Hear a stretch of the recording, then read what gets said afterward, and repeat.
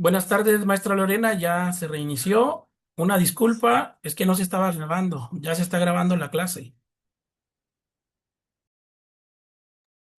¿Puede continuar, maestra? Una disculpa, por favor.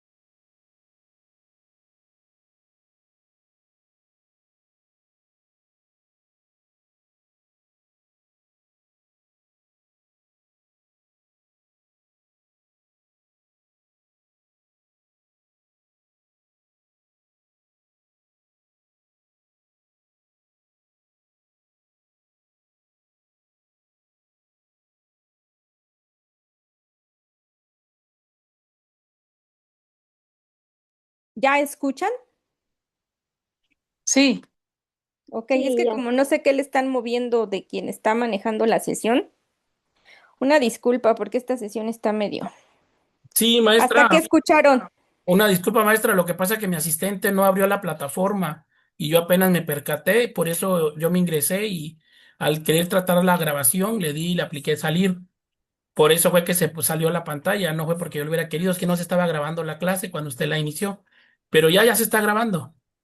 Sí, pero me decían que no se escuchaba, por eso ya no sé ni dónde me quedé, ni dónde voy, ni qué me escucharon, ni qué no escucharon.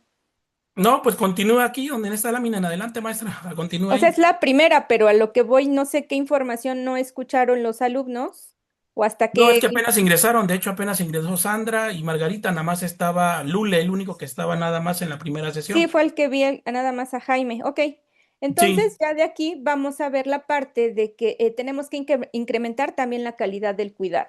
El incremento en la medición de la calidad del cuidado, pues obviamente va a ir medida también en relación hacia las intervenciones y las habilidades y destrezas que nosotros tengamos al momento de hacer esa evaluación de la persona.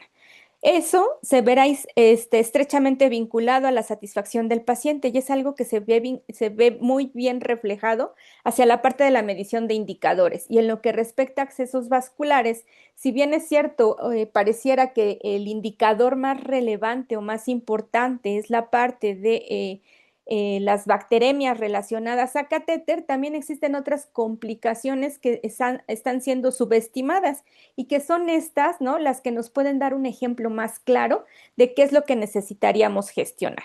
Entonces, en las complicaciones, como les decía, que pueden ser dependiendo la literatura, más sin embargo, ahorita lo más común es clasificarlas en mecánicas e infecciosas, vamos a tener daños a la piel, lo que sería la infección y el desplazamiento del catéter. Estas dos parecieran de reciente integración hacia las consideraciones. Sin embargo, pues se tienen ya algunos años trabajando como parte de las situaciones clínicas que se presentan debido a que su prevalencia ha ido en incremento, pero además de eso, el impacto que va a tener negativo al momento de la preservación del dispositivo intravascular es significativo. Entonces, para poder cumplir cada una de las metas, ¿no?, que nos hayamos fijado al momento del cuidado y el mantenimiento, pues es cumplir estas para que podamos lograr el uso de productos clínicamente relevantes y la implementación de estándares de práctica clínica. Ya se los he venido mencionando, ¿no? No es el ideal el yo presentarles en cómo lo trabajo yo, sino el ideal es presentar qué es lo que tenemos que hacer, qué materiales, qué insumos, qué recursos hay disponibles en la actualidad y que nosotros con base al juicio clínico implementemos estándares de práctica clínica que no vayan muy separados a lo que nos dicta la evidencia científica. Y cuando estos los vamos a utilizar de manera conjunta, es decir, que tengamos nosotros nuestros estándares y veamos cuál es la disponibilidad de materiales, nos va a ayudar a tener un impacto en la mejora de resultados. De ahí la importancia de no generar documentos, protocolos o manuales de procedimientos idealizados, es decir, únicamente apegados a lo que nos dice la evidencia, sino que tiene que ser analizado, traspolado hacia la situación tanto clínica como hacia la situación de dispensación de materiales, recursos humanos o materiales, valga la redundancia, para poder así generar una mejor estructura.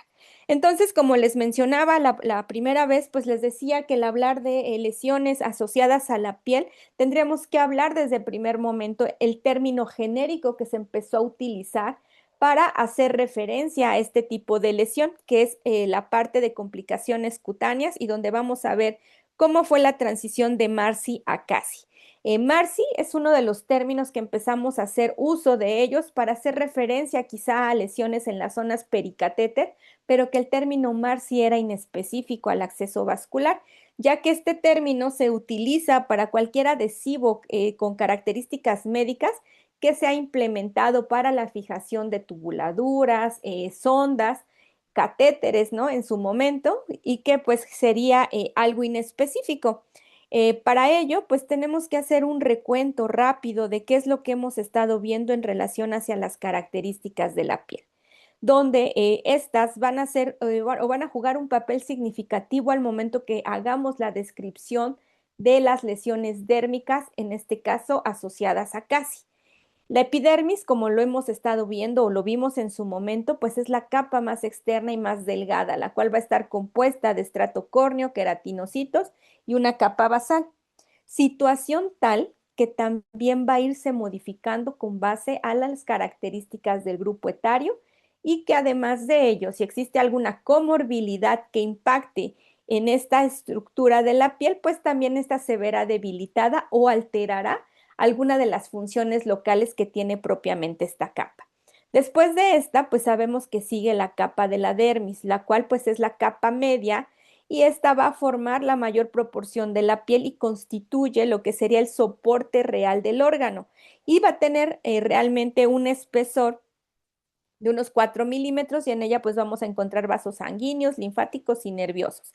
Sin embargo, también, ¿no? Dentro de la dermis, pues vamos a tener ciertas variantes en ese grosor o espesor de acuerdo a las zonas topográficas, pero que de igual manera, asociado a los grupos etarios, va a tener también modificaciones en ese grosor.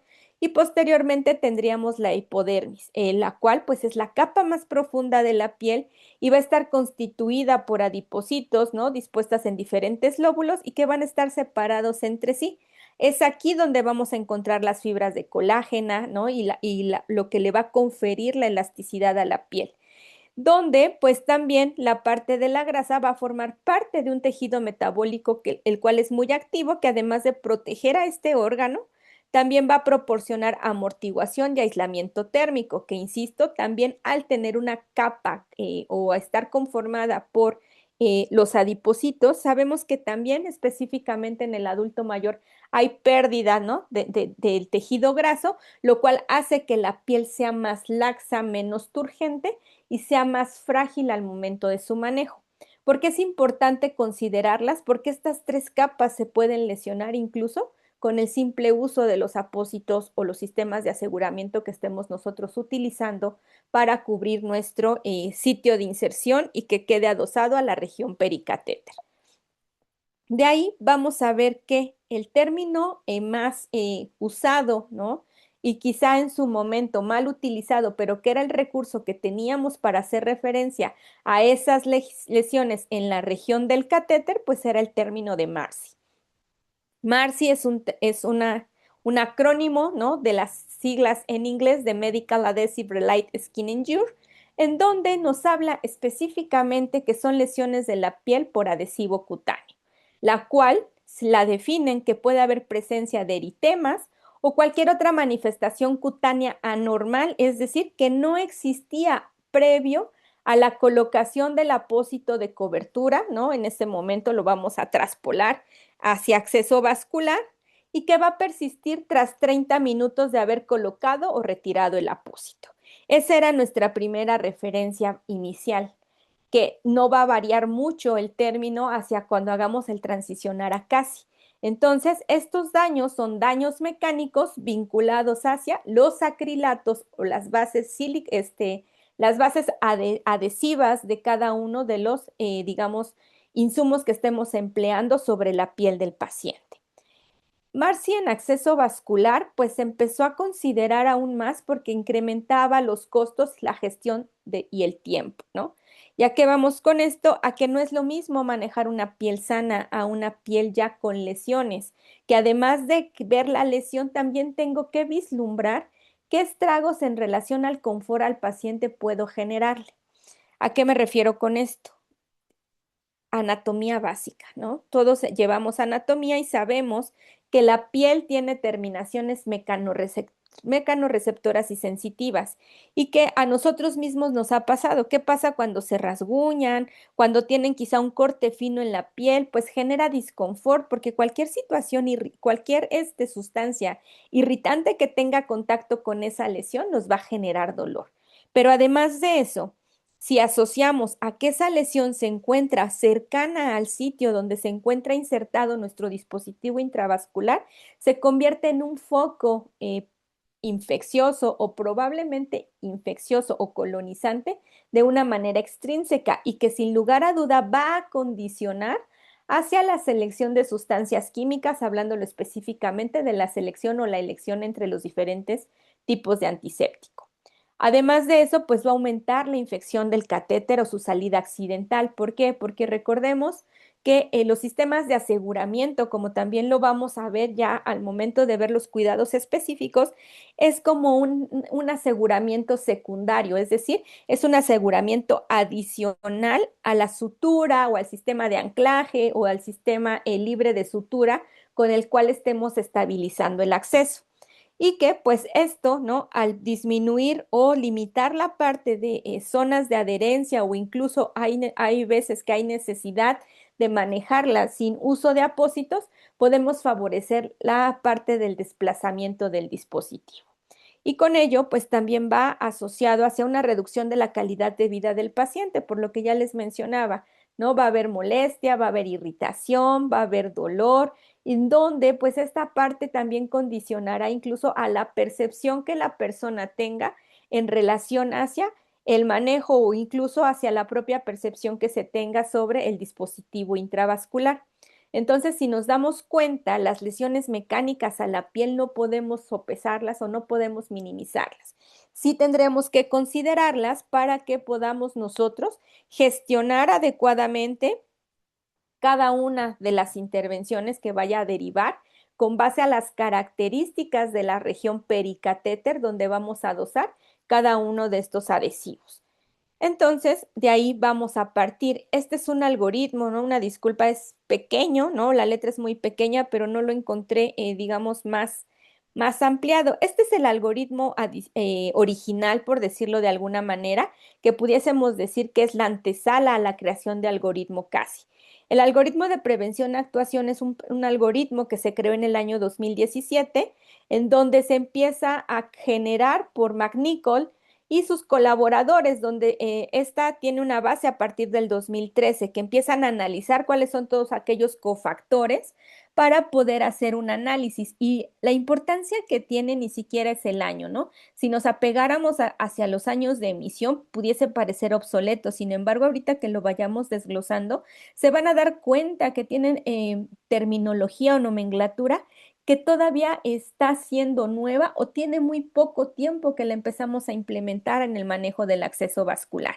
Entonces, en primera instancia, nos habla de cómo podemos prevenir las MARSI y las dermatitis por contacto irritantes, ¿no? Estas pues generalmente van a ir vinculadas hacia la forma en la cual nosotros estamos haciendo el manejo de los antisépticos, su aplicación y cómo está haciendo la interacción propiamente con la piel.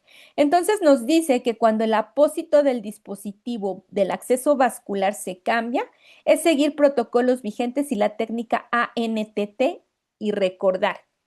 ¿Cuál es la técnica ANTT? La técnica no touch, técnica de no tocar, que también ya la vimos y que yo les mencionaba que esta técnica no tiene mucho de implementación.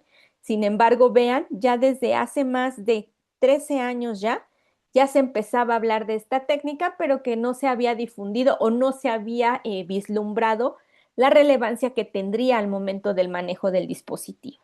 Entonces nos habla que debemos, o dentro de los puntos a recordar, es retirar el apósito lentamente desde los bordes, despegar primero los bordes con un ángulo con poco ángulo, que también lo vamos a ver más adelante, cómo se hace el retiro del adhesivo. Esto tiene un término, sujetando la piel y la zona de retirada, es decir, para evitar tracción mecánica entre las fibras tensiles del estrato córneo y propiamente los acrilatos o los que tienen los apósitos para poder adherirse. Es importante también decir que nos dicen que consideremos el uso de productos que permiten la retirada de adhesivos. Estos son removedores de adhesivo. Aquí pues no nos dice el nombre en específico porque también tendremos que recordar que tanto los que eran protector cutáneo y removedor de adhesivo, que son insumos que no se crearon de forma directa para el manejo del acceso vascular, sí se utilizaban como una manera inferente del análisis clínico para poder hacer énfasis hacia el retiro de apósitos. Estos insumos fueron creados por parte de la industria de manejo de heridas. Después nos habla de dejar secar completamente la clorhexidina base alcoholada y aplicar en spray un protector sin alcohol y dejar secar. Cuando la piel esté seca, colocar el apósito sin tensión y sin estirarlo.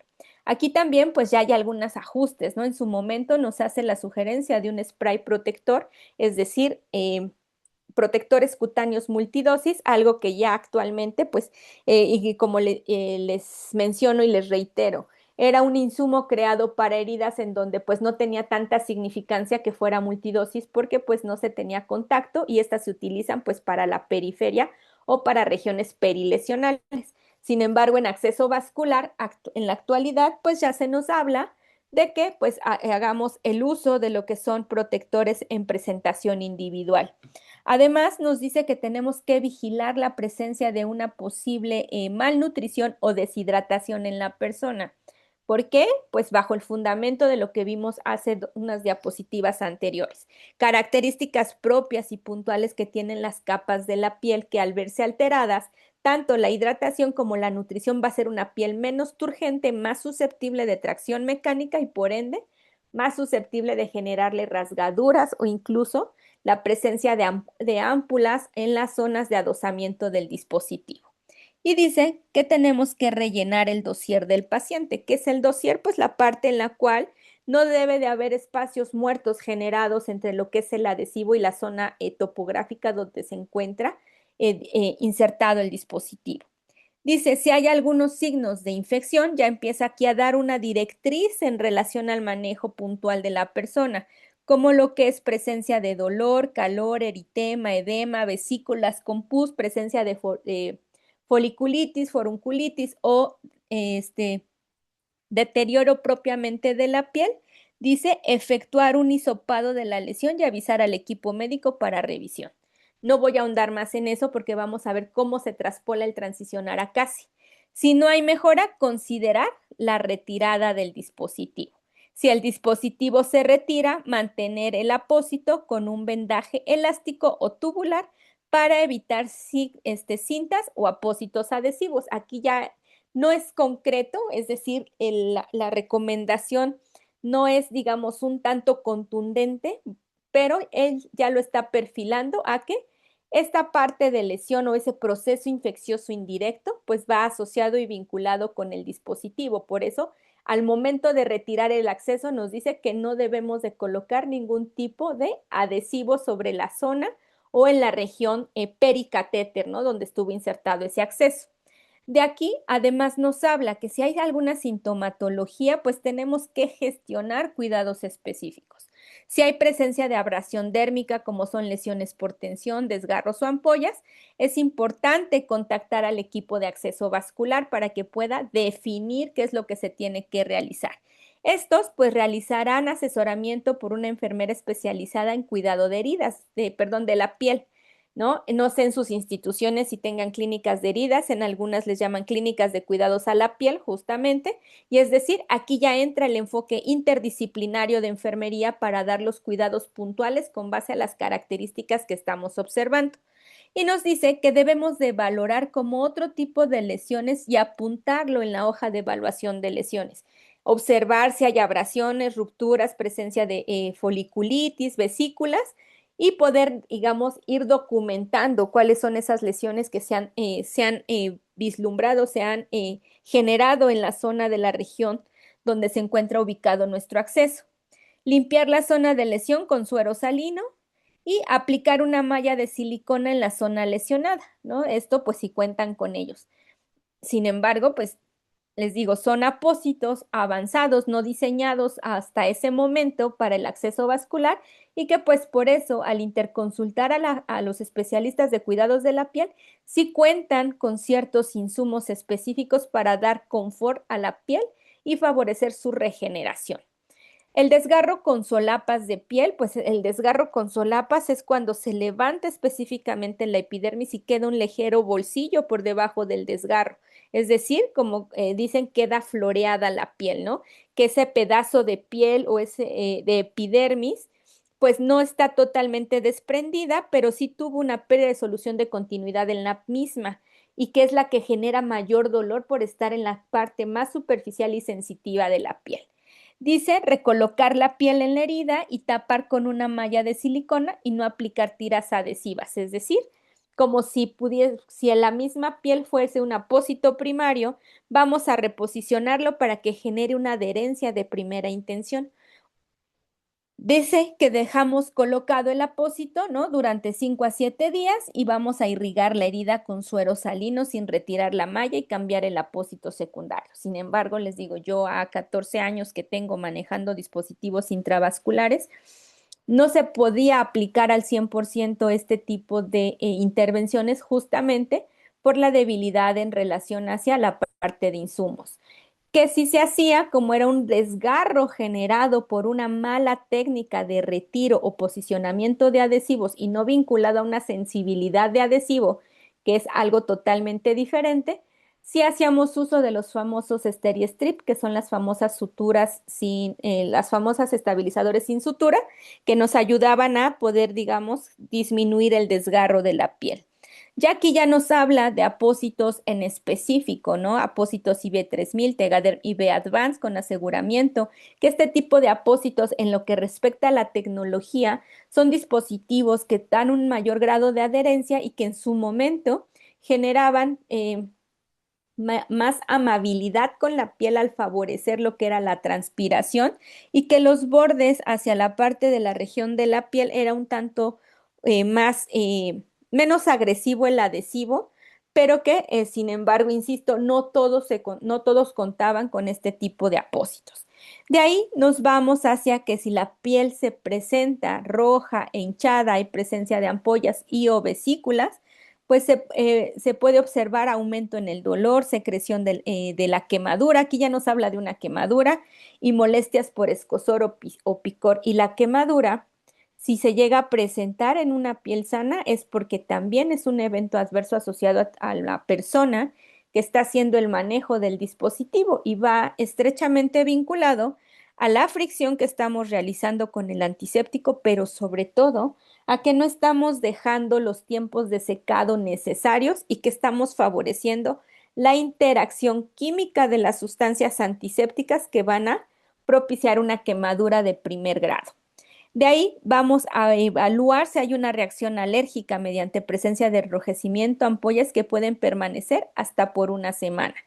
Y la dermatitis por contacto irritante es principalmente esta la vamos a ver que es cuando el paciente, ustedes le lleguen a realizar la limpieza del sitio de inserción, coloquen el apósito y él dice que siente caliente y en automático observan que el borde del apósito que están utilizando se pone eritematoso, es una dermatitis por contacto. Sin embargo, les soy sincera, es muy difícil que una persona tenga dermatitis por contacto o reacción alérgica. Yo les digo, las reacciones que tienen es a la enfermera que no sabe manipular los dispositivos con los cuales está cubriendo el acceso, ya que esta parte de la dermatitis por contacto va asociada a la interacción de los antisépticos en conjunto con la interacción o el microclima que se forma con el apósito que estamos nosotros utilizando. Entonces, si observamos alguna situación antes descrita, nos dice que reduzcamos el uso de productos irritantes y si existe alergia a la clorhexidina alcohólica, usar iodopovidona base acuosa. Sin embargo, también recalco, a 14 años todavía no hay una data que nos diga que hay una persona alérgica a la clorhexidina. Existen personas hipersensibles, sí, pero alérgicas todavía yo no he encontrado un documento donde nos diga de forma precisa que existe alguna persona que lo sea. Que sí, ¿no? Y en mis 14 años únicamente he tenido una sola persona alérgica a los adhesivos y que con ella pues era un tanto complejo, era una paciente pediátrica, pero ella sí hacía un rash generalizado y que empezaba, digamos, de forma centrípeta, donde colocábamos los adhesivos y no nada más de catéter, sino de cualquier otro sistema de aseguramiento que se utilizara con adhesivo, empezaba con una foliculitis marcada, después empezaba con descamación, ulceración e iba progresando. Ella es, insisto, es la única que yo he tenido, ¿no? Contacto. Es muy difícil que alguna persona lo sea por todo el sometimiento al cual se ven o los escrutinios hacia los cuales someten los productos que estamos utilizando en la parte del actuar clínico. Y nos habla de la sustitución nuevamente de los apósitos y valorar si es necesario el retiro del dispositivo, aplicar gasas frías, ¿no? Con algún tipo de emoliente para que nos sirva para lubricar la piel incluso nos habla de evitar antibióticos tópicos. Sin embargo, en el caso que yo les estoy mencionando, sí hubo necesidad de aplicación de antibióticos tópicos, no en la región del catéter, sino en otras zonas. Y que en el caso de la sustitución de los apósitos, nosotros hicimos uso de lo que eran alginatos en polvo, los famosos foam con borde siliconizado para evitar lesiones y poder preservar el dispositivo, porque además era paciente diva, paciente pediátrica con escoliosis muy marcada, en la cual pues el único dispositivo que podíamos insertar era un dispositivo PIC y nada más teníamos un bracito disponible por la limitante de movilidad en el otro brazo. Y nos habla que si no hay mejora en la inflamación o del prurito, pues es importante considerar la aplicación de esteroides tópicos para disminuir la sintomatología. Entonces nos dice que aquí también es necesario pedir el asesoramiento a dermatología para un parche de prueba. Entonces vean, este algoritmo inicial nos da una idea de qué podemos hacer o qué podemos intervenir, sin embargo, no es contundente en las recomendaciones. No quiero que lo olviden, porque todo esto que no tiene un punto preciso, al hablar de casi vamos a ver ya la secuenciación y el afinamiento de las recomendaciones del cuidado acorde a las lesiones que estemos nosotros identificando. Entonces, la clasificación del MARSI, que insisto, es de lo que parte el algoritmo de CASI, es el origen mecánico, que es el skin tripping, desprendimiento de la epidermis, skin tear, la rasgadura de la piel por fuerza o fricción, que va más asociada a la aplicación de antisépticos, pero en un alto porcentaje al manejo de los apósitos o los adhesivos, y la tensión injured or blister, que es la lesión por tensión o flictena. Entonces, el daño por dermatitis lo vamos a clasificar en 4 tipos además, ¿no? Una de ellas, la foliculitis, la cual pues va a ser una reacción inflamatoria del folículo piloso y esto principalmente lo vamos a ver en aquellos pacientes que también tienen una tendencia a una piel grasa.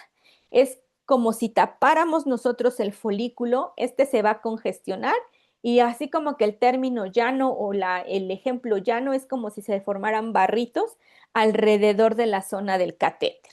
La maceración, pues es un ablandamiento o ruptura de la piel por exposición prolongada a la humedad. ¿Y cómo se va a observar el sitio? Así como cuando nosotros estamos en la alberca o tenemos mucho tiempo de estar, digamos, en contacto con el agua, que toda la zona de los pulplejos se observan blanquecinos, eso es maceración. ¿Qué pacientes pueden presentar maceración? Pues la maceración se puede presentar en pacientes que son extremadamente diaforéticos o si en algún momento tienen pacientes pronados, puede haber presencia de maceración por esa alteración en la parte de la humedad y la transpiración de la piel. Y que además de eso, si yo no doy contención a esa parte, va a haber ese ablandamiento y puede haber ruptura de la piel en la región donde esté más incrementada o acrecentada dicha situación clínica. La dermatitis alérgica por contacto, pues va a ser una respuesta inmunológica celular que es poco frecuente y que les digo, y es la que también quizás se confunde más con estas reacciones alérgicas y que de forma habitual o más convencional, esa irritación que se está presentando a nivel de la piel, pues va más vinculada a la fricción que estemos realizando al momento de la limpieza de los sitios de inserción o vaya condicionada hacia la técnica que emplee al momento de colocar el apósito de cobertura. La dermatitis irritativa por contacto, pues es una reacción que abarca desde el eritema hasta la descamación y propiamente hasta generar quemaduras, ¿no? Y les digo, ya les comentaba, la quemadura sí puede ser presente, incluso se ven abrasiones en la zona del catéter, pero eso va asociado a que no dejamos secar bien el antiséptico y la interacción que hace con los acrilatos genera esa irritación y que incluso parece así como de libro, ¿no? Ustedes retiran el apósito y todo el borde del apósito, incluso las partes centrífugas cercanas al sitio, están con esa lesión como si hubiesen ustedes arañado al paciente o le hubiesen pasado una lija a la piel del paciente y se ve con un rojo brillante y obviamente que está exacerbada también la parte de la sensibilidad y el dolor en la región. Así se verían, ¿no? Cada una de las lesiones. El desprendimiento de epidermis, que puede haber la pérdida de una o más capas del estrato córneo de la piel y se va a presentar posterior al retiro del adhesivo y la piel pues generalmente presenta como una apariencia brillante, ¿no? Incluso hay algunos pacientes, dependiendo de la sensibilidad, se ve una situación como aperlada. Entonces ahí me habla pues que ya se desprendió ese estrato córneo y que el grado de profundidad o desprendimiento pues va a depender qué tanta tensión haya yo generado. Después, la presencia de lesión por tensión o flictena, pues es la separación de la epidermis, en donde la dermis, la separación entre la dermis y la epidermis, donde va la piel debajo que quedó del adhesivo fue poco flexible y que además yo le generé tensión. Es decir, que favorecía el cizallamiento y más va a pasar, por ejemplo, si estamos hablando de dispositivos centrales de inserción central a nivel yugular, que no hice, digamos, una hiperextensión en el cuello, no le dije al paciente que rotara el cuello una vez que ya coloqué el apósito para saber si no quedó tenso. Esos pequeños movimientos de desplazamiento, ¿no? Y que son normales, va a favorecer que esté friccionando, por decirlo de alguna manera, el adhesivo y que logre dañar o lesionar la piel.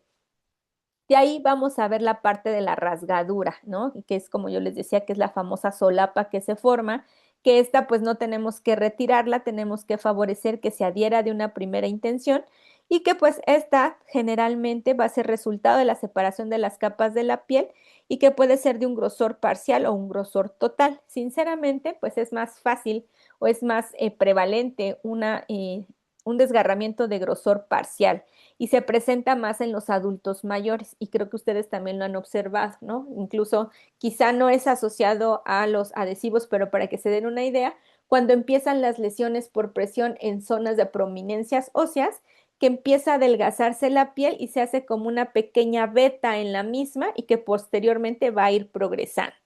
La dermatitis irritativa por contacto, pues es una reacción que abarca desde el eritema y la descamación hasta la presencia de quemaduras, vean la fotografía, y que también puede presentarse en pacientes oncológicos. Y en pacientes oncológicos tiene otro término que es justamente las características de su piel, que son una dermatitis citotóxica, pero que además a eso, como ya hay una alteración o hay una disbiosis ya en la piel, pues se va a exacerbar con el uso de cualquier tipo de adhesivo. La dermatitis alérgica justamente es esta, ¿no? Y les digo, yo solamente en mis 14 años he tenido contacto con una persona que sí tenía alergia o dermatitis alérgica por contacto específicamente al adhesivo, pues es esta presencia de, vamos a empezar con un cuadro muy similar a un desprendimiento de epidermis, pero que en menos pocos minutos va a ir evolucionando la presencia de vesículas, va a haber flictenas, va a haber extravasación y que incluso pues hay mayor riesgo de colonización de las lesiones. Esta pues generalmente puede ser incluso con presencia de pus, pero es extremadamente pruriginosa. Por eso la importancia de utilizar esteroides de mediana o moderada potencia para poder disminuir toda esa respuesta proinflamatoria que está teniendo a nivel de la piel, aumentar el confort y que después nos iríamos a manejo de emolientes o lubricantes de la piel para evitar que se exacerbe la disbiosis y que genere mayor riesgo hacia la parte de colonización de la piel. La maceración, pues ya les hablaba, es un exceso de humedad y que pues está pues el factor determinante o el factor predisponente pues será acorde hacia la zona donde se encuentra insertada o propiamente favorecida por el clima a nivel hospitalario versus el microclima que se genera con el propio apósito al momento de cubrir el sitio de inserción. Y la foliculitis, pues que es esa reacción inflamatoria del folículo piloso, el cual pues puede ser causada por rasurado, por eso también ya está contraindicado rasurar, nada más se indica el recorte del vello, o por atrapamiento de bacterias, ¿no? Y esto les digo, pasa también en pacientes que tienen abundante oleosidad, pacientes quizá en donde la zona donde se encuentra insertado el catéter ya tenían una condicionante previa de algún tipo de alteración o alguna, se me fue ahorita el nombre, alguna dermatitis o algún tipo de dermatitis que condicionaría de una manera más acelerada la presencia de la foliculitis. Para ello, tenemos que analizar también, ¿no? Que hay personas más susceptibles o más vulnerables de que les pueda aparecer algún daño o alguna lesión en la piel, donde vamos a considerar factores intrínsecos y factores extrínsecos. Dentro de los factores intrínsecos se nos habla que es de mayor riesgo las personas de piel blanca. Y esto es por las condicionantes propias de la bioquímica de la piel, pero que además de eso, dentro de esos factores intrínsecos va a influir también la parte de la edad, como se los he venido mencionando, la parte de la alimentación, si es un paciente desnutrido, si es un paciente geriátrico, si es un paciente neonato, donde sabemos que las barreras propias de la piel por anatomía y fisiología tienen decrementos o debilidades para evitar el fortalecimiento de esos puentes de colágeno o incluso el tejido graso que también le va a dar cuerpo y forma a la piel. Y en los factores extrínsecos, pues va a ser, digamos, más prevalente hacia situaciones generadas por las personas que estamos, en este caso, manipulando el acceso vascular y que de aquí es donde tenemos que echar mano o hacer uso de protocolos y estrategias de preservación de la piel mediante la implementación de protocolos donde podamos hacer una mediación adecuada de las sustancias químicas, la elección de factores protectores como lo son los protectores de aguja o incluso los propios removedores de adhesivo para evitar tracciones o lesiones o adherencias excesivas de estos adhesivos que pudiesen generar incluso también propiamente quemaduras. Entonces, ya cuando veamos cómo tenemos que hacer el mantenimiento del dispositivo intravascular, yo cuando hago mis visitas, ¿no? A la parte de mis pacientes me doy cuenta que en ocasiones no removemos todo el adhesivo. Y este adhesivo, específicamente los acrilatos de los apósitos film, se adhieren muchísimo más en estas temporadas de calor. Se hace un tanto más viscoso, por ello también la importancia de saber la técnica de remoción para evitar la mayor cantidad de remanentes se queden a la piel y que al momento de hacer la limpieza no sea necesario aumentar la fricción para poder eliminarlos. Entonces, esta es una infografía, aquí les puse de dónde la pueden descargar, ya es una infografía muy vieja, en donde me dice cómo vamos a evitar las MARSI, ¿no? Y las características que debe de tener un apósito. Anteriormente, cuando nos hablaban de esto, nos hablaban del apósito de las 3 Bs. Bueno, bonito y barato, ¿no? Que no nos generara lesión, pero que cumpliera la función de poder brindar esa estabilidad al acceso, pero también proteger la región de la piel. Y nos habla que tiene que ser permeable con una alta tasa de permeabilidad. Cuando se emitió esta primera infografía. La limitante era mucha, ¿no? En relación hacia la parte de la distribución de los apósitos film. Había quienes sí tenían apósitos film, ¿no? Que nada más eran esos apósitos rectangulares, que su uso no era para manejo de acceso vascular porque no estaban diseñados para ellos. O contábamos con apósitos film intravenosos, los cuales también en pacientes diaforéticos no eran tan factibles su uso porque se desprendían fácilmente. Sin embargo, actualmente, y ya los vamos a ver también en su momento, ya hay un transicionar en esta parte de la permeabilidad del apósito. Declaro no tener ningún conflicto de interés, pero el que tiene mejor diseño en relación a los apósitos de cobertura es Solventum, antes 3M, en donde tenemos un apósito Film Advance. Este apósito Film Advance, ¿qué modificaciones tuvo en relación a la permeabilidad? Los componentes de la parte del film o la parte transparente del apósito tienen, digamos, como una especie de tramado, como si fueran unos pequeños rombos.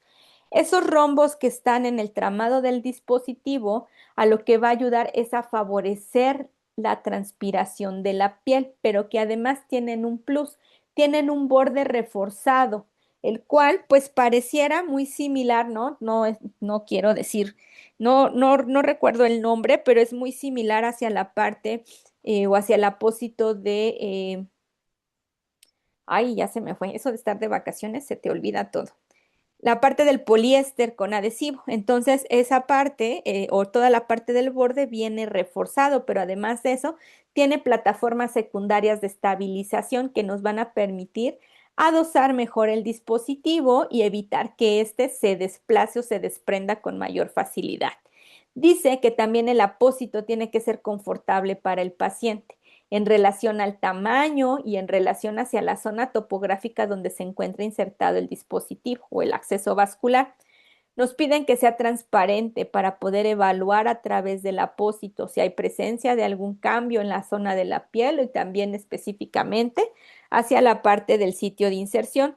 Duradero, que no tenga yo que estarlo reemplazando de forma recurrente, algo que sí sucedía con los apósitos intravenosos o pasaba con los apósitos film que no estaban diseñados para ello y que se desprendían con mucha facilidad, lo cual pues aumentaba la sobremanipulación de la zona y por ende pues aumentábamos o se agregaban factores contribuyentes para presentar lesiones en la piel.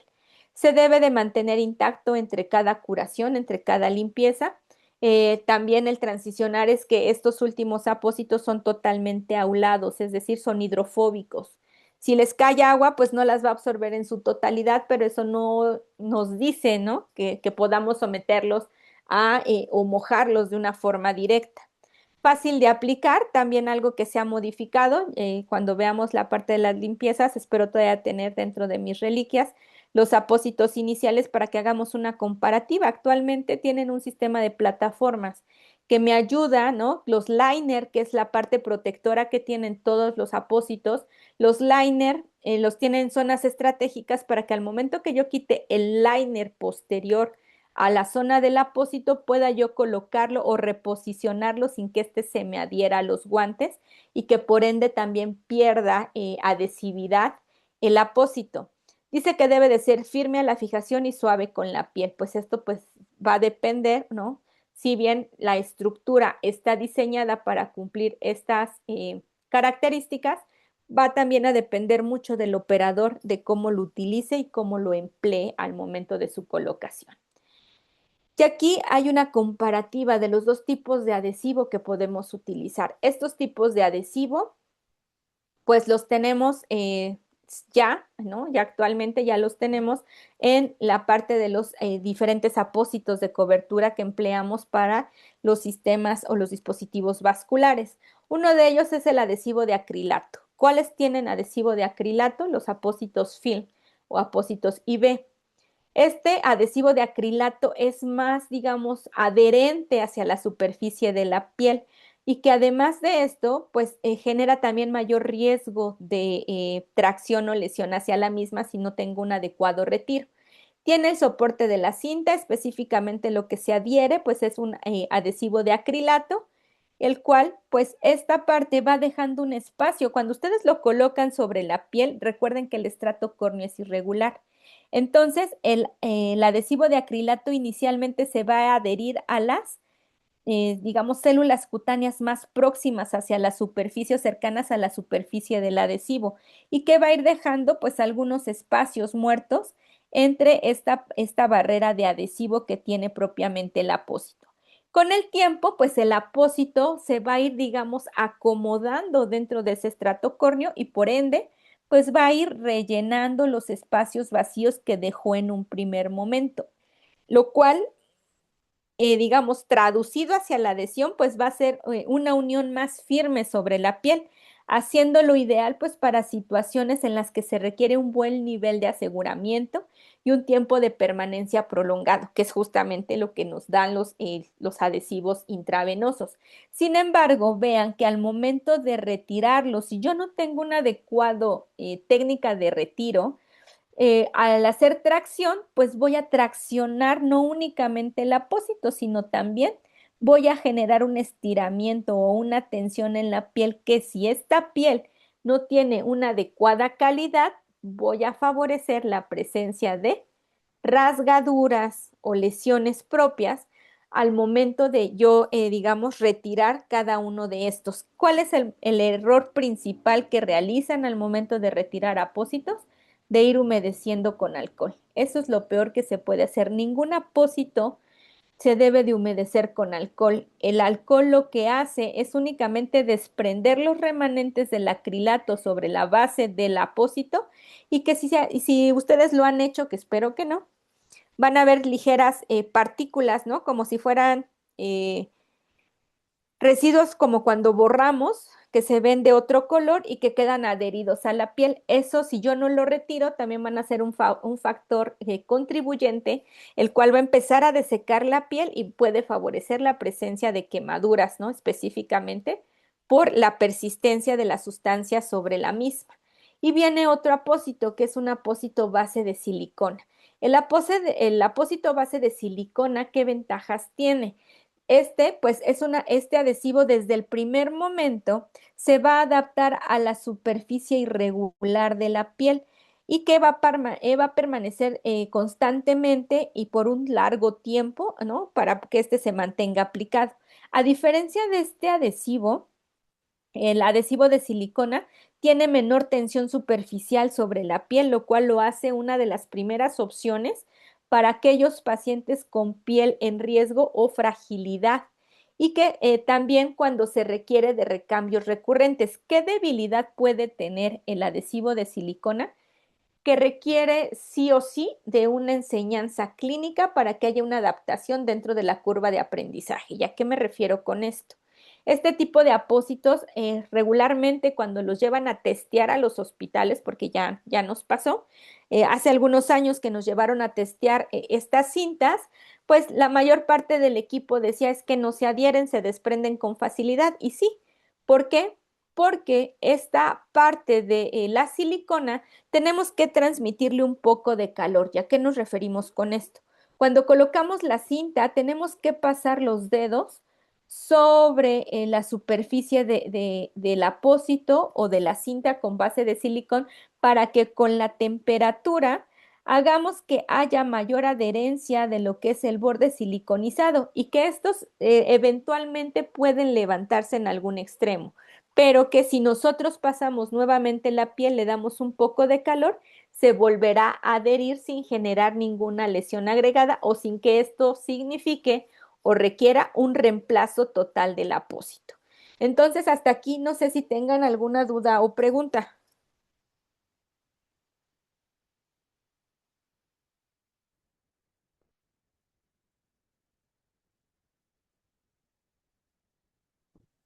No, todo claro. Y entonces vamos a continuar con esta parte, técnicas de colocación. ¿No? La técnica de colocación y retirada de un apósito también es significativa. En primera instancia, siempre, siempre, siempre tenemos que valorar las condicionantes propias del paciente, en este caso las condicionantes de la piel antes de colocar cualquier tipo de adhesivo y poder registrar factores de riesgo que podamos tener nosotros en cuenta. Ya actualmente los registros virados hacia la parte del manejo del dispositivo intravascular, la mayor parte de los equipos de terapia de infusión, dentro de las hojas de registro ya tenemos considerado este riesgo, en donde nos dice factores contribuyentes que pudiesen ser piel delgada, ¿no? En el caso de pacientes adultos mayores, abordajes yugulares sí o sí son factores contribuyentes para que la piel se vea, digamos, propensa a generarle algún daño. Si es una piel húmeda, ¿no? También. Entonces, si yo ya estoy valorando todo eso, tengo que dejarlo asentado en mi hoja. Es decir, que sí tiene un factor que a posteriori pudiese favorecer la presencia de lesión. Seguir las líneas de Langer. ¿Se acuerdan cuáles son las líneas de Langer? Les digo, anatomía básica. ¿Cuáles son las líneas de Langer? Y ahí está. Nada más para ver si están poniendo atención. Ahí mismo nos dice.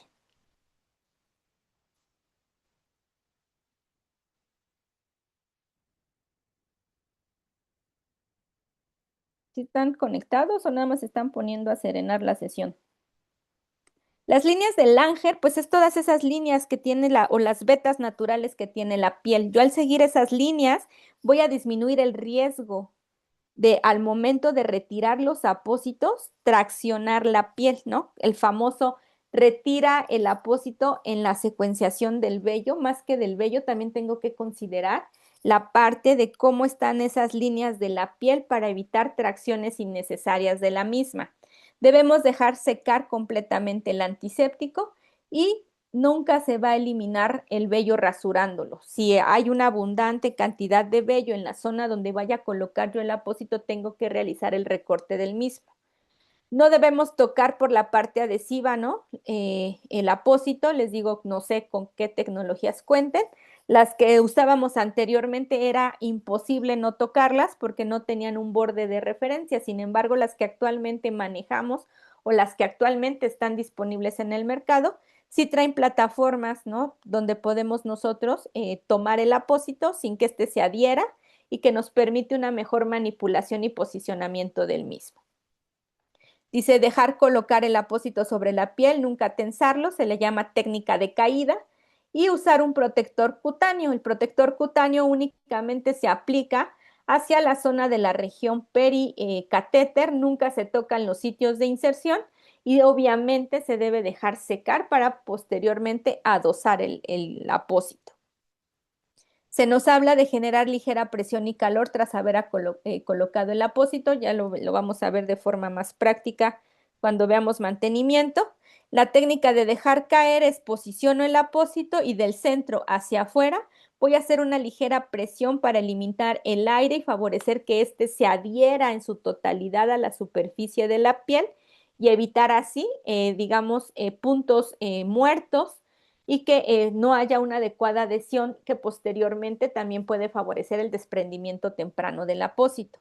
Se va a comprobar la permeabilidad del apósito y la flexibilidad para comodidad del paciente, lo que les mencionaba. Si está en zonas yugulares, si está en regiones subclavias, principalmente la infraclavicular es la que nos puede generar un poco de mayor dificultad al momento de adosar los apósitos, específicamente en el borde superior, donde se encuentra el espacio muerto con la clavícula. Entonces, tengo que preguntarle al paciente, ¿no? Si es un abordaje yugular, que gire la cabeza, que la mueva, si siente alguna tensión, alguna incomodidad, justamente en la región del cuello, que no quede cercano al crecimiento del cabello, ¿no? Y más en la población mexicana que somos de cuello corto, pues hay más vulnerabilidad de que cuando hacen los abordajes muy posteriores, al momento de colocar el apósito de cobertura, nos quede sobre el crecimiento del cabello. Después de ahí nos dice que tenemos que usar la técnica de omega para fijar las luces del catéter.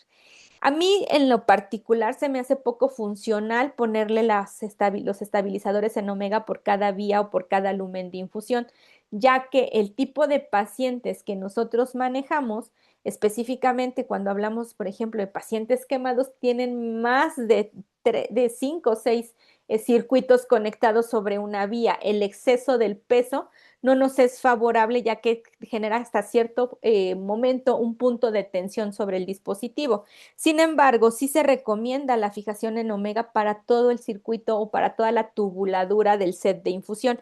Y esto le es un tanto más funcional cuando estamos hablando, por ejemplo, de catéteres PIC, catéteres de línea media o catéteres periféricos cortos.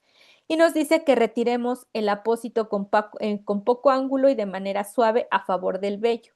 Esta técnica de poco ángulo se llama técnica low slow, técnica de bajo y lento, es decir, a un ángulo de 180 grados tengo que deslizar sobre sí mismo el apósito para evitar tensión y con la mano contraria a la que estoy retirando el apósito voy a dar protección a la piel para evitar que ésta se tense. Y se nos recomienda que siempre hagamos registro de la valoración y el estado en el cual estamos encontrando la piel. Si nosotros al realizarle la limpieza a las 24 horas o la limpieza de mantenimiento por cronicidad acorde a como lo tengan ustedes estipulado, empieza a haber modificaciones en la piel o reacciones en la piel, tengo que documentarlo para que a posteriori veamos si es una situación prevalente en el paciente o si quizá también ya hay presencia de algún tipo de lesión que tenga yo que considerar para reajustar las intervenciones y los insumos que esté aplicando en esa piel. De ahí vamos a ver, ¿no? Que tiene que derivar un nuevo término en acceso vascular que es algoritmo CASI.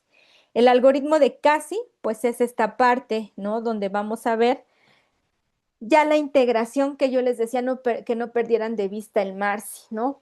Marci nos hablaba de técnica de no tocar y la toma de cultivo si estábamos viendo alguna modificación significativa en los sitios o la zona pericatéter.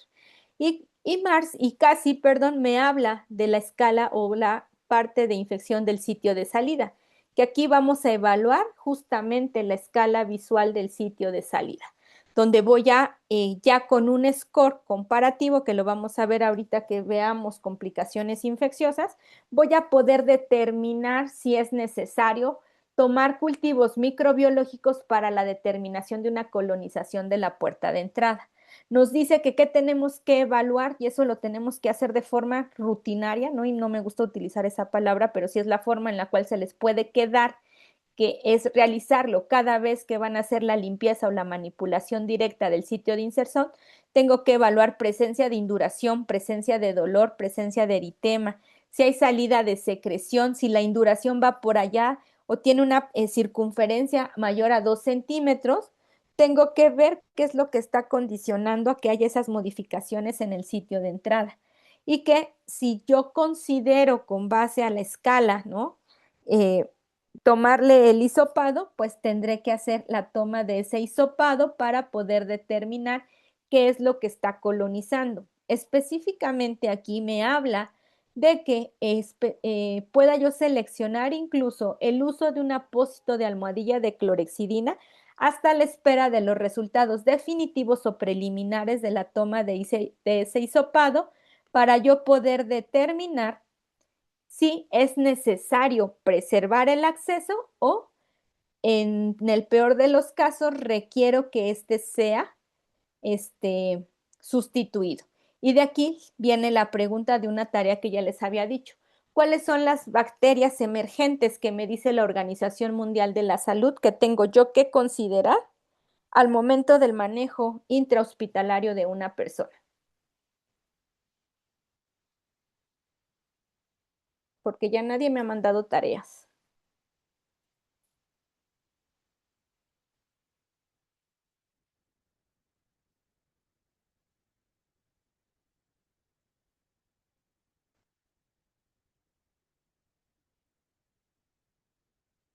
Laura, ¿cuáles son las bacterias emergentes de la OMS? Porque ya vamos a empezar con complicaciones infecciosas y esa tarea por eso se las dejé. De ahí yo, líder de clínica de infusión, clínica de catéter, equipo de terapia de infusión, teniendo ese conocimiento voy a gestionar que se recambie o se preserve un dispositivo vascular. ¿Cuáles son las bacterias emergentes?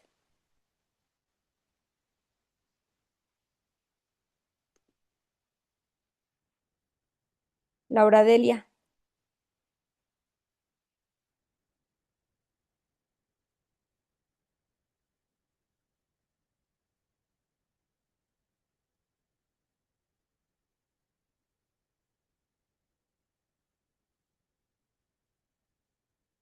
Sandra,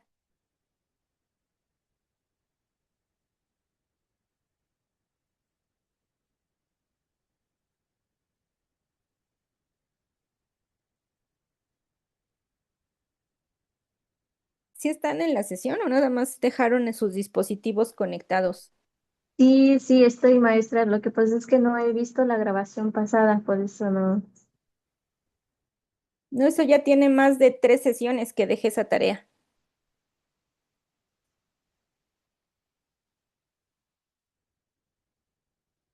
José, bacterias emergentes de la OMS.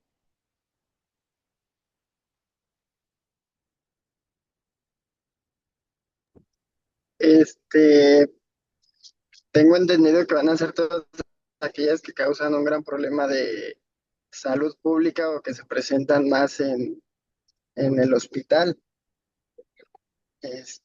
No sé, puede ser Acinetobacter, enterobacteriales, no sé, como Shigella, Enterococcus, no sé si esté bien y sea ese tipo. Sí, por ahí va la idea. ¿Qué tendríamos que ver? Y la parte es de que viene clasificada en 3 niveles. Entonces, ¿cuáles son? Y se los he mencionado en cada clase y eso, como se los dije en una clase, me está estresando, que no sé cómo están haciendo la revisión de sus sesiones. Eh, las bacterias, desde una interpretación rápida de tinción, nos vamos a una interpretación de tinción gram negativas. Si en los preliminares me empiezan a reportar gram negativas, no nos esperamos a la famosa tipificación del clado. Es decir, no les ponemos nombre y apellido. Ya con que me digan que son negativas, estoy buscando la gestión del recambio del acceso. Ya no me voy a esperar hacia la parte de eh, que les decía poder identificar el agente. O en el mejor de los casos, me puedo mantener con uso de apósito de clorexidina. Si quizá va negativo, pero la sintomatología sigue siendo persistente, tengo que considerar la parte de un segundo hisopado para descartar que efectivamente esté negativo y que no esté creciendo nada. De ahí anteriormente se aplicaba la condicionante de lo que era antibiótico tópico. Ya tiene muchos años que no se utiliza. En alguna ocasión, en alguna sesión en uno de los institutos, compartían que ellos sí lo utilizaban por ser dispositivos valiosos. Sin embargo, insisto, todo lo que ya hemos visto a este cierre de diplomado, tienen que empezar a integrarlo. Ya no es como que tan factible que estemos tan perdidos en esto. Entonces, nada más, José, perfila bien eso, las puedes imprimir, así busca las bacterias emergentes para que cuando ustedes empiecen a leer cultivos, ya les dé, digamos, una certeza de qué es lo que van a recomendar sobre el acceso vascular. Esta primer parte de evaluación de CASI, pues es justamente para poder identificar factores de colonización, ¿no? Tampoco quiero escuchar que digan que el catéter se infectó. Los catéteres no se infectan, los catéteres se colonizan. Quien genera el proceso infeccioso es la persona, más no el dispositivo. De ahí ya me habla de la integración que vimos al inicio, que lo que es el algoritmo de Marcy. Ya me habla del CASI específicamente sobre cada una de las intervenciones que voy a realizar acorde a los hallazgos clínicos en la piel que esté presentando la persona. La parte de los daños a la piel me habla de la famosa rasgadura en la piel, donde pues voy a empezar a ver si es parcial, si es total, si es por tensión, si lo tiene, digamos, en bolsillo, que si además de eso está presentando algún otro tipo de situación, eh, la piel, ¿no? Como lo sería alguna extravasación, la parte de situaciones ya más puntuales que tuviese que hacer una intervención adicional. Cuando empezamos a ver este tipo de lesiones, me dice que tengo que considerar el uso de antisépticos que no tengan alcohol y además de eso, algo que nos ayude a cuidar la piel para favorecer la proximidad, o es decir, la cicatrización y poder evaluar también el tipo de adhesivo que voy a implementar para disminuir o exacerbar la lesión. Nos dice que tenemos que sí o sí aplicar, ¿no?, una barrera libre de alcohol para que nos ayude a adherir y proteger la zona de la piel y podamos, digamos, colocar de una forma más segura nuestro sistema de aseguramiento, de acuerdo hacia las características propias o la exacerbación del cuadro. También me dice que considere el uso de antiinflamatorios, lo que ya nos decía Marci, ¿no? Pero ya me está diciendo en qué momento lo voy a utilizar. El uso de compresas, aplicación de apósitos con base siliconizada, y que esto se tiene que reevaluar a las 24 horas para que podamos hacer un monitoreo más preciso de los signos y síntomas y que estos no vayan transicionando hacia un proceso infeccioso. Nos dice que también, ¿no?, debemos de, si nosotros no observamos una mejoría dentro de los primeros 3 a 7 días, ya tenemos que generar una interconsulta con un especialista de cuidados de la piel, es decir, porque ya se exacerbó el cuadro. Entonces, ellos me van a orientar con base a lo que se está presentando en esa piel, cuáles serían los insumos más adecuados para yo poder favorecer la regeneración tisular y también poder contener el riesgo de colonización del sitio. De forma, digamos, recurrente, ¿no?, en cada una de las vertientes que vamos a ver, y no la voy a decir únicamente en este rubro, nos habla que tenemos que educar al staff, es decir, al personal que está a cargo del paciente, educar al paciente y educar a las personas que estén a cargo, tengan contacto con esa persona que es portadora del acceso. ¿Sobre qué las vamos a educar? Sobre la manera correcta de elegir el tipo de apósito, cómo aplicar de forma traumática el apósito, cómo retirarlo, cómo vigilar el sitio de inserción y los cuidados que vamos a tener con base a las características de la piel que la persona tenga. Asimismo, vamos a identificar factores de riesgos del paciente para tener precauciones durante el cuidado. Ejemplo de esto, ya lo veníamos manejando desde marzo, pero les digo, aquí ya está más integrado. Malnutrición, deshidratación, pacientes neonatos, alguna alteración dermatológica, aumento de la humedad, ¿no? Pacientes con transpiración, diaforéticos, pacientes que sean sometidos a radioterapia o que utilicen medicamentos citotóxicos o antiinflamatorios que sabemos que también generan estragos a nivel tisular, es lo que tendríamos que incluir dentro de nuestra valoración y factorización de riesgo. Cuando hablamos de la dermatitis irritativa o la dermatitis por contacto, pues esta, ¿no?, les decía, no difiere mucho, nada más es una integración de cada uno de los términos, que dice que hay presencia de eritema posterior al retiro del apósito y que es persistente hasta 30 minutos después al realizar la acción.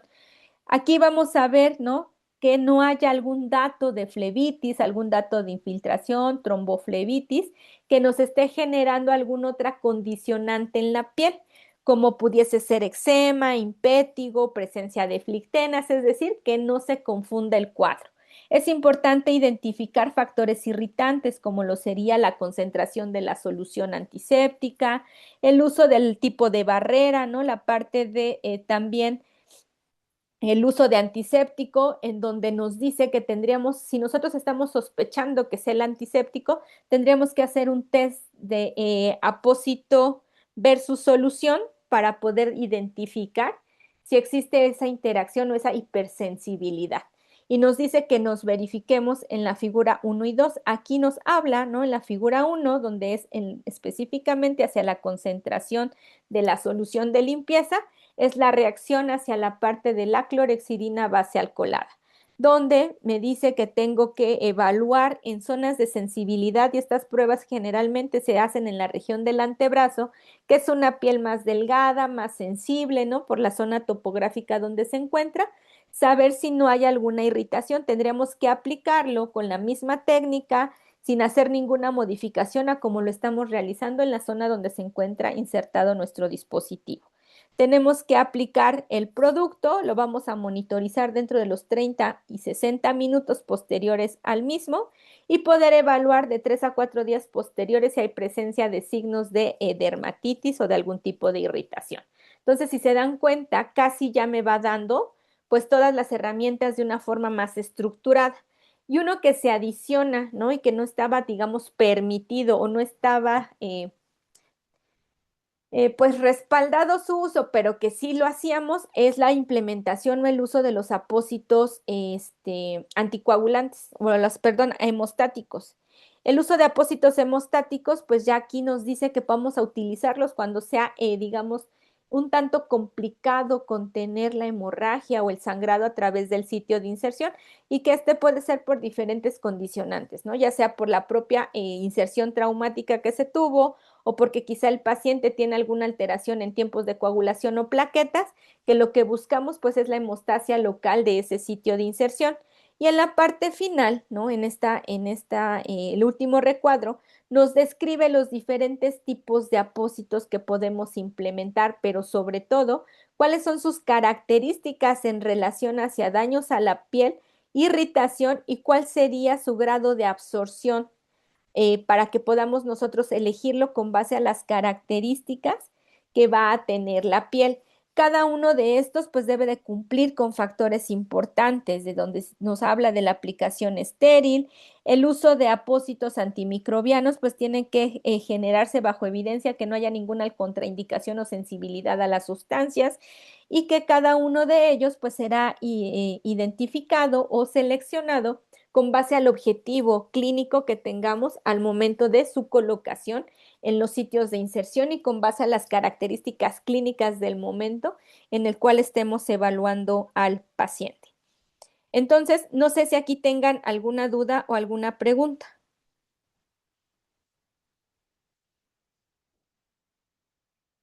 ¿Dudas o preguntas?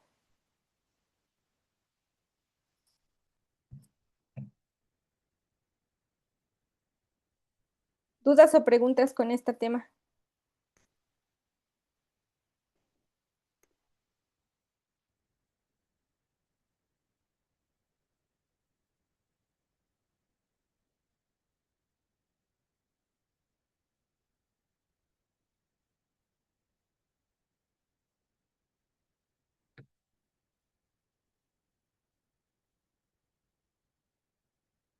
¿Dudas o preguntas? Creo que Jaime es el único que está conectado. Bien, vamos a iniciar. No, yo pensé que me iba a dar tiempo de terminarla. Este, pero pues vamos a dar inicio un poco con lo que es las complicaciones infecciosas. Dentro de las complicaciones infecciosas, sí necesito que sea un poco más ágil y que sí se pongan a leer los documentos que les he enviado o que hagan las actividades académicas que les he solicitado, porque si no van a estar perdidos. Y de verdad que me gustaría que las sesiones fueran dinámicas, ¿no? Yo les he dicho, me las piden que sean presenciales, ¿no? Que estén conectados, pero de nada sirve que estén conectados si no van a tener una interacción con el profesor. Dejemos que sea una enseñanza paternalista en donde únicamente el que está hablando o quien está dando la clase sea el que contribuya a. Ustedes pueden contribuir con las situaciones que ustedes piensen, situaciones clínicas que se les hayan presentado. Esa es la intención de que ustedes estén conectados. No es nada más estar escuchando, sino pues para eso pues la tomarían grabada. Entonces, de verdad, sáquenle el mayor provecho que ustedes puedan y que justamente puedan ustedes aclarar situaciones o, digamos, contribuir, porque todos podemos contribuir a la sesión en donde quizás a ustedes se les han presentado algunas situaciones que a muchos de nosotros no. Vamos a empezar un poco con esta parte de las complicaciones infecciosas y les digo nuevamente, les reitero, necesito que tengan a la mano para la siguiente clase lo que es la parte de las bacterias emergentes, porque estamos bajo las complicaciones infecciosas. Entonces vamos a ver esta parte de lo que son complicaciones infecciosas. De las complicaciones infecciosas pueden ser locales o sistémicas. Las locales pues son propiamente las del sitio de inserción y las sistémicas van a ser pues esas que ya están contaminando al torrente sanguíneo. Y que estas son muy importantes, el yo saber identificarlas, poder diferenciarlas de cualquier otra situación clínica que presenta el paciente, ya que cualquier paciente que es portador de un dispositivo intravascular y va bajo un proceso infeccioso, siempre se lo van a atribuir al catéter. Sin embargo, para ello o para eso es nuestra función en la formación de accesos vasculares o como enfermeros en accesos vasculares, que sepamos por periodos de incubación, por tipo de bacteria, tipo de agente, poder identificar cuál es el foco inicial o en su momento poder definir que efectivamente es el acceso vascular y poder gestionar así de una manera temprana su reemplazo para evitar complicaciones más graves. Entonces, las complicaciones en terapia de infusión las vamos a ver ahorita de forma general. Una de ellas es el hematoma, el daño de nervio, la flebitis, que estos también ya lo que es flebitis, infiltración y extravasación, ¿recuerdan qué nombre les dije que se tenían ya actualmente? ¿Bajo qué las vamos a englobar? Y lo vimos cuando vimos vía periférica corta. ¿Quién recuerda?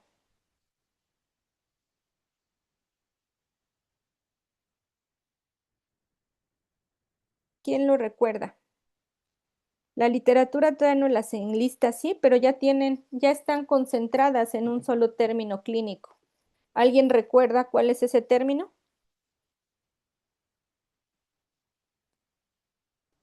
Ay, perdón, pero no sé. ¿Recuerdan o no recuerdan?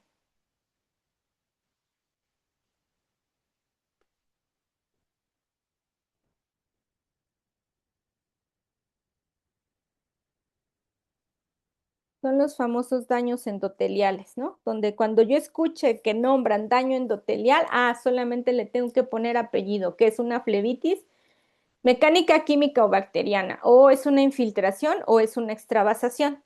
Viene la parte de la oclusión, otra de las situaciones que va más hacia la parte de complicaciones mecánicas y ya las veíamos con el manejo de escalacinas o lo vamos a afinar al momento de evaluar la permeabilidad de un acceso. Infección local o del sitio y desprendimiento del dispositivo o desplazamiento.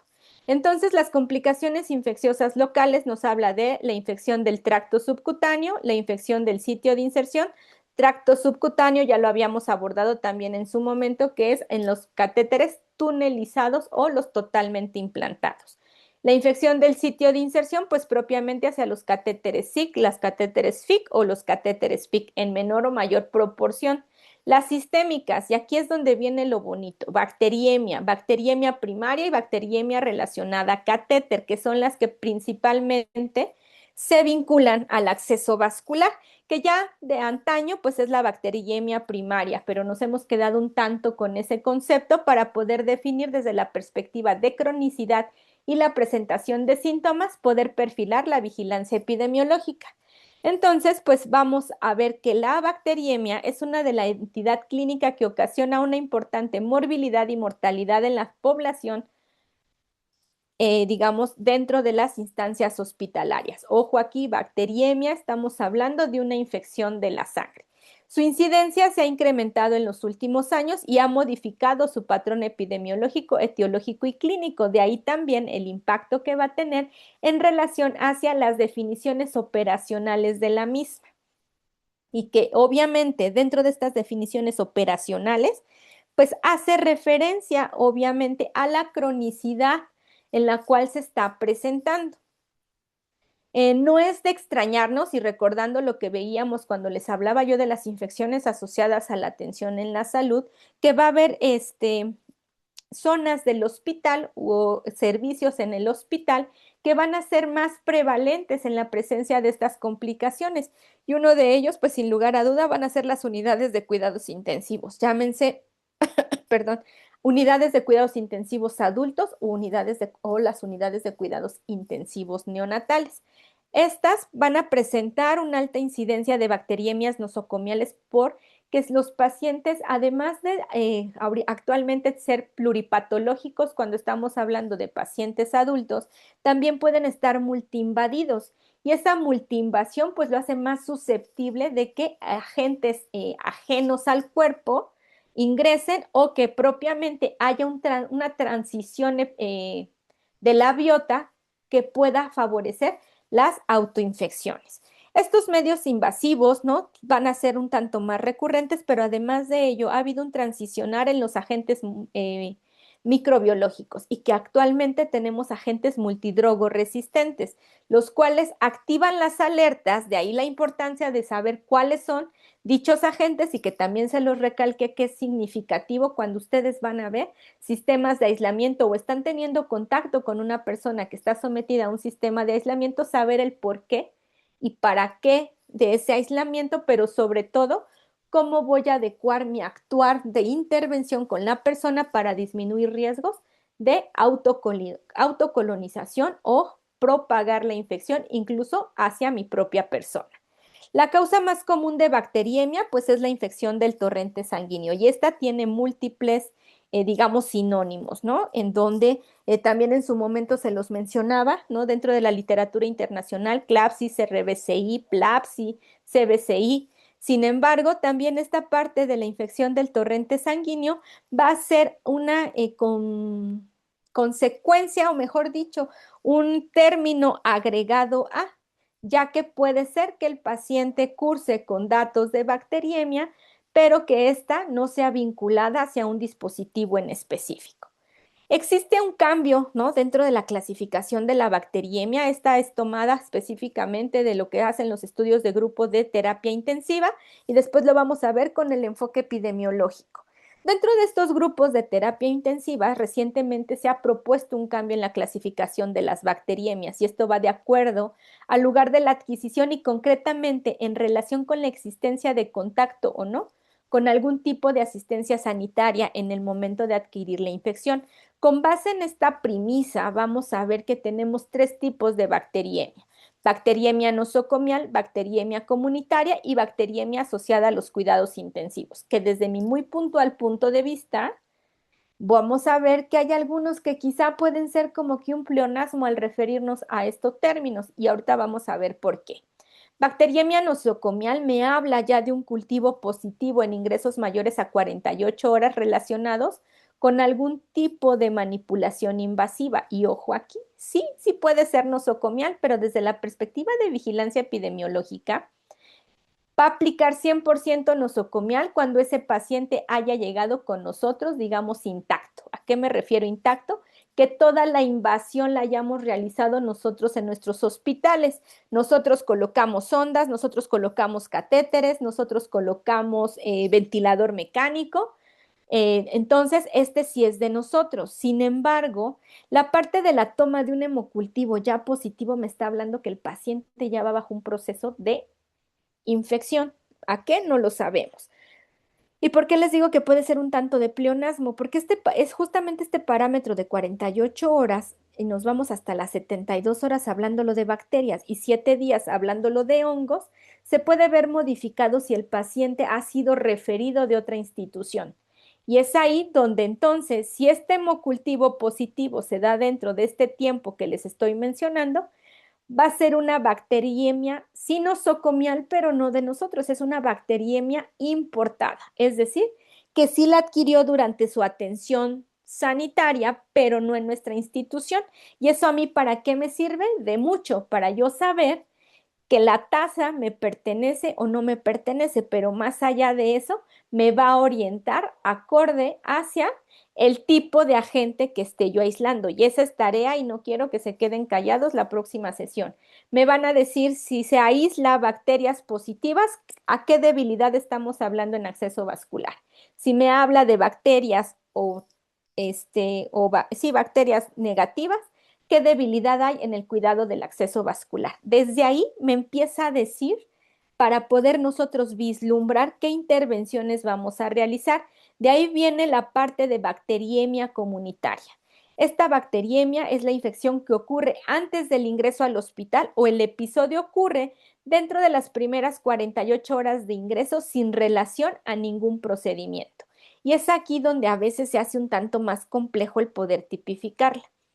Regularmente nos hablan de una bacteriemia comunitaria cuando hay un antecedente de esa persona que tuvo un proceso infeccioso previo y que, ¿no? Quizá le suena un tanto conocido, que quizá tuvo tratamientos de antibioticoterapia que no concluyeron los esquemas. Entonces el paciente ya tuvo contacto con un agente pero que al no eliminarse bajo ese proceso de el esquema, digamos, ya iba a decir de vacunaciones, no sé por qué me acordé de sarampión, ese proceso de manejo de antibióticos también lo hace más susceptible de desencadenar una infección posterior o una recidiva de la infección y que pudiese manifestarse propiamente con una infección al torrente sanguíneo.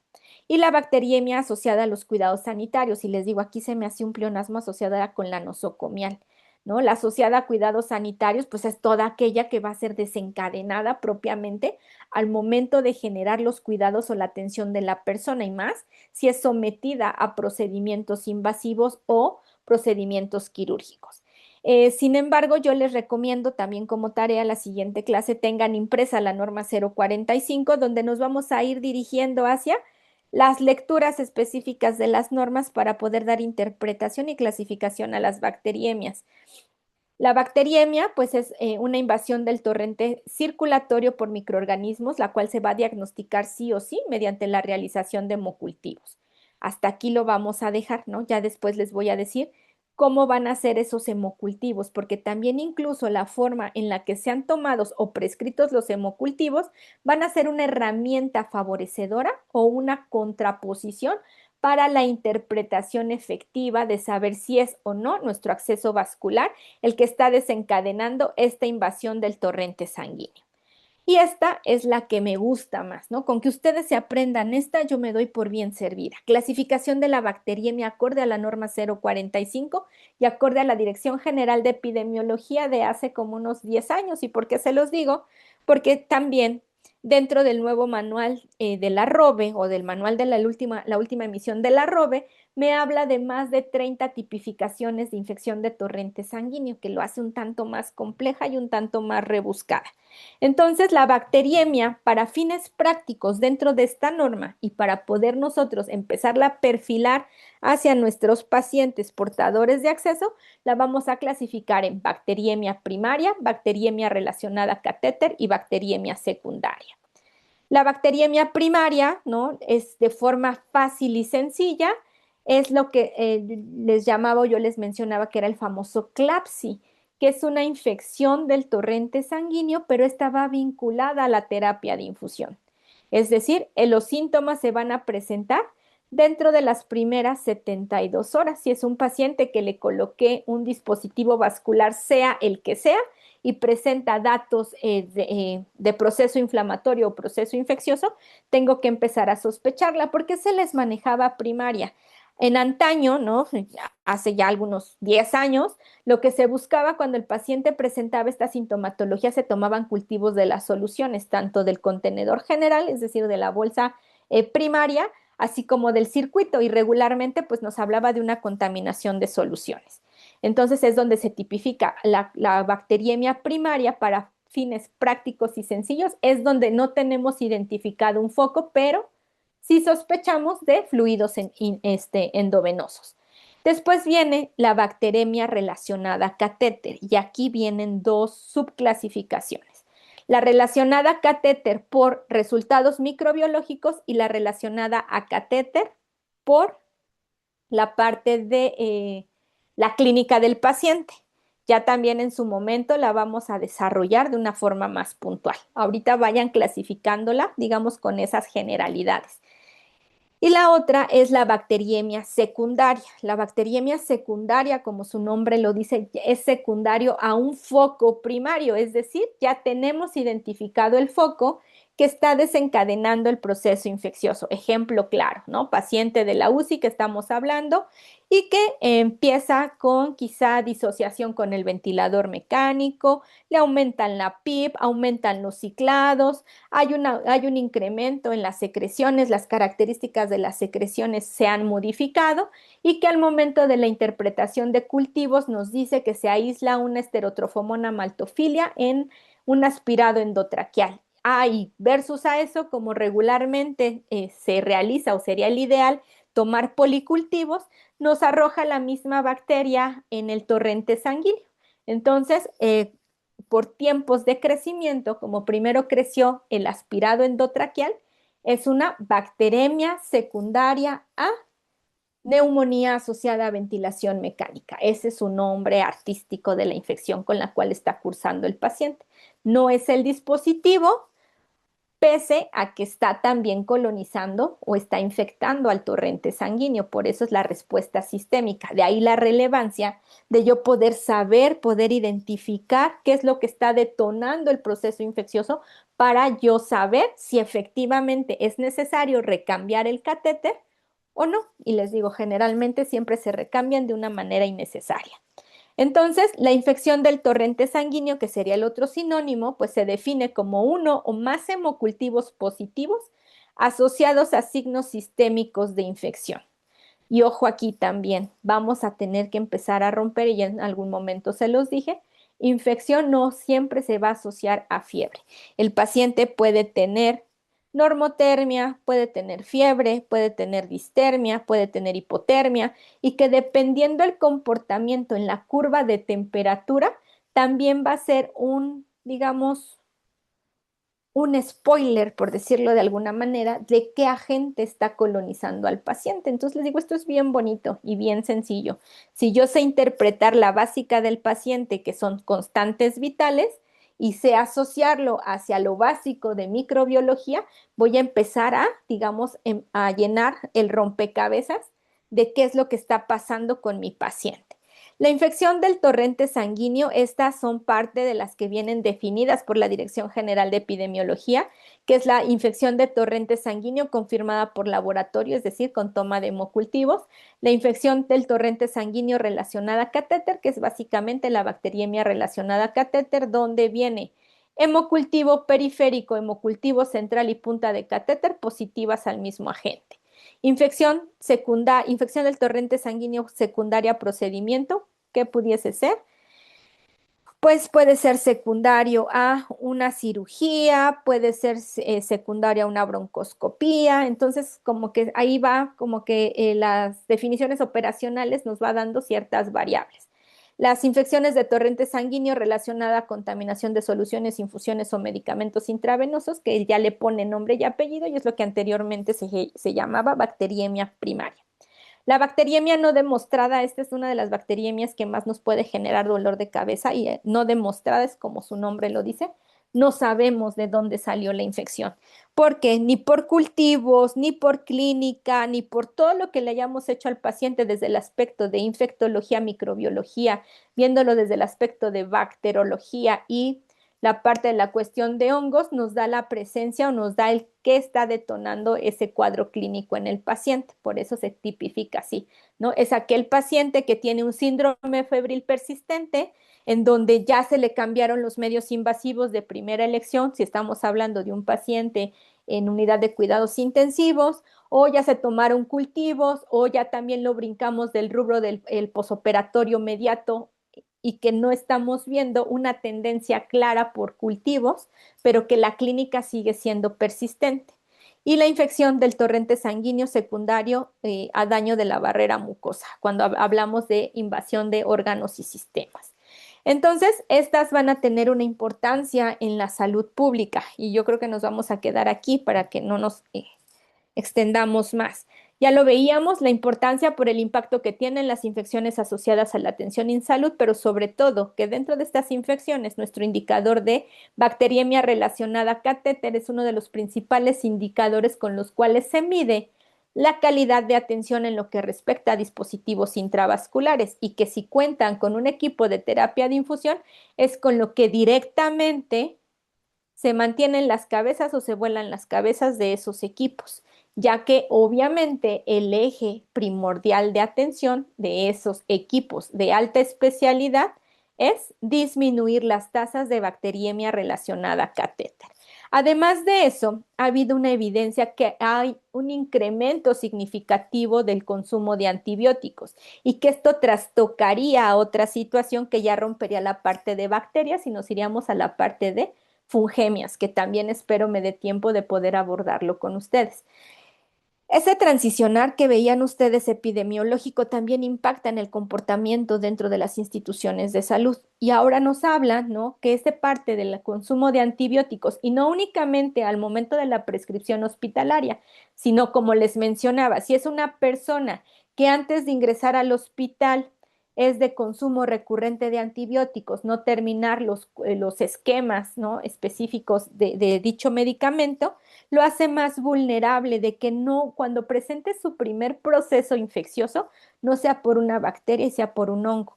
De hecho, la evidencia dentro de los protocolos de resistencia cero emitidos por España dice que los hongos ya son los más prevalentes en las unidades de cuidados intensivos vinculados al consumo prolongado de antibióticos. Y que además de esto, pues ya las bacterias y los hongos están modificando sus estructuras de resistencia. Y estos son cada vez más resistentes, ¿no? De ahí la relevancia de también yo saber interpretar un antibiograma. Sí, porque ya sé, yo solo veo catéteres. Yo nada más quería aprender de cómo son los catéteres, cómo coloco un catéter. Pues para poder hablar de catéteres, también tengo que dar ese cuidado integral a la persona y poder interpretar mis resultados del antibiograma, o por lo menos saber de qué me está hablando el infectólogo, o poder yo también saber frente a qué me estoy enfrentando. Como les digo, si quizá no me interesa tanto saber qué es un multidrogo resistente por el paciente y voy purulando por el hospital sin tener las medidas pertinentes, por lo menos sí debe de importarme que yo, al tener contacto con un paciente con agentes multidrogo resistentes, y que si yo no hago las cuidadas, si no hago los cuidados de protección personal adecuados, ese mismo agente me lo voy a llevar a mi casa y lo voy a transmitir con las personas que yo tenga convivencia. Y si uno de ellos está susceptible, puede desencadenar algún proceso infeccioso vinculado a ello.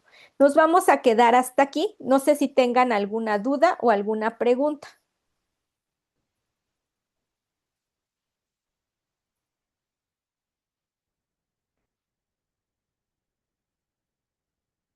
¿Dudas o preguntas hasta aquí?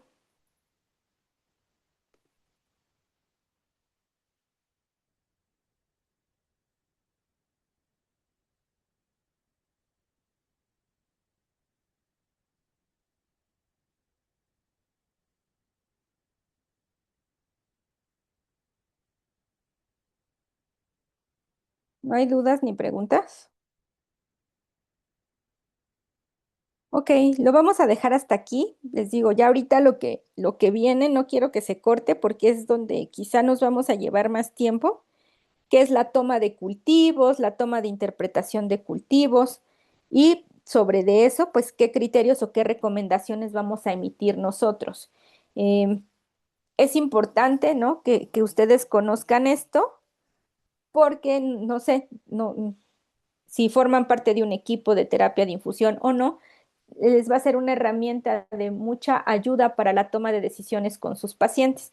Entonces, para la próxima clase necesito que tengan impresas y a la mano lo que son las bacterias emergentes de la OMS y la norma 045, para que con base en esos dos documentos nacionales vayamos dirigiéndonos para la parte de la interpretación de los cultivos y las definiciones operacionales de estos procesos infecciosos.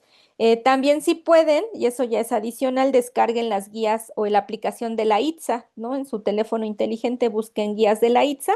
¿Para qué les recomiendo las guías de la ITSA? Porque en la ITSA es donde nos emiten las alertas, las modificaciones en lo que respecta a microbiología y todas esas cuestiones, ¿no?, en relación de infecciones. Si no tienen ninguna duda, ninguna pregunta, ninguna aportación, nos vemos la siguiente clase. Y les digo, con esos materiales, por favor, impresos, para que podamos hacerla un poco más dinámica.